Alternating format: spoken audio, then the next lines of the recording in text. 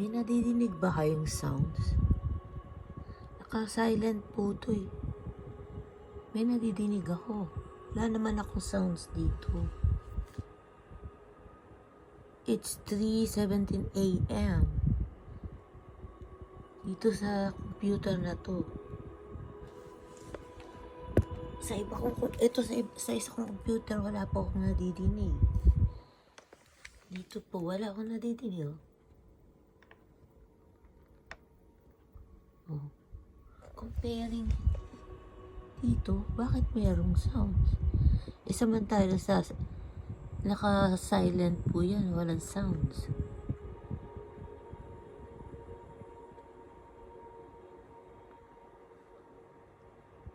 May nadidinig ba kayo?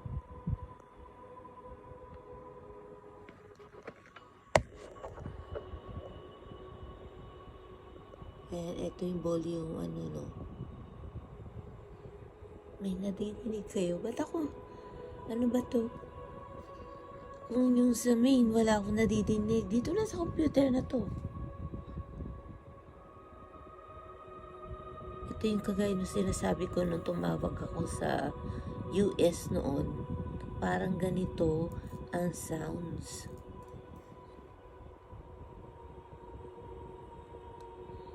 Tumawag ako sa telephone, tapos inulit ko. Tapos ganun na naman. Tapos nung tumawag ulit ako, sabi ko, ano ba to? Parang funeral sounds. Tumawag ako, may sumagot, matanda. Ganun naman.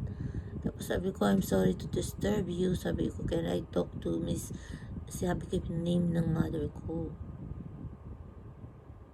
Ganun lang sagot.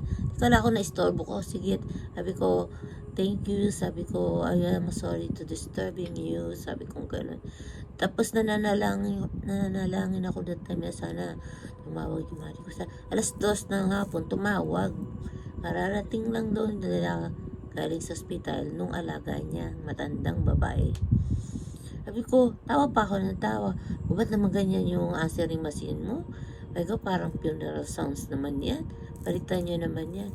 Ano pinagsasabi mo? Sabi ng mother ko. Pinagsasabi. Sabi ko, may pangit-pangit yung parang funeral sounds. Tapos may sumagot nga palang matandang lalaki. Baka na-istorbo. Sabi ko, na-istorbo ko, natutulog yata. Sabi ko ganyan. Ha? Ano yun? Ano sabi? Wala, sabi lang ganyan. Sabi niya, walang yak. Hinalo ako ng mata. Huwag mo ako pinagloloko ha. Sabi niya, isa lang tong alaga ko dito. Tapos bigla siyang, sumeryoso. Sabi niya gano'n. Oo, sabi niya, ako nga rin, minulto rin daw siya. Ha? May patay na yun. Sabi ko yung matanda. Lalaki. Ganyan pa ako. Talagang, kagaya nito, sa isang computer wala tumutunog. Dito mo may tumutunog. Sa cellphone wala naman. Naka-silent po yun eh. O, eto, meron pa ako. Wala sounds. Di sana nadidinig nyo ako nagsasalita, di ba? Naka-live po to na binibidyo ko po to. Naka-live.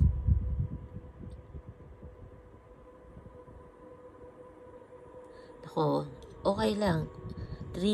Alam niyo, mostly 3 a.m. talagang malakas po yung pinakaano niyan. Paramdam. Yung mga lumalabas, yung mga nagpaparamdam. Madalas po sa akin yan. Noon pa, madalas po sa akin 3. Nagigising ako. Ngayon, nagising ako bago mag-2. Yata, mag-3. Buti nakita ko nga to. Tapos ito na, pag-open ko nito, may nadinig na ako. Okay lang yun eh, yung tawag dito. Mag-usap kami sa panaginip. Kahit ngayon, makita ko siya, wala namang problema.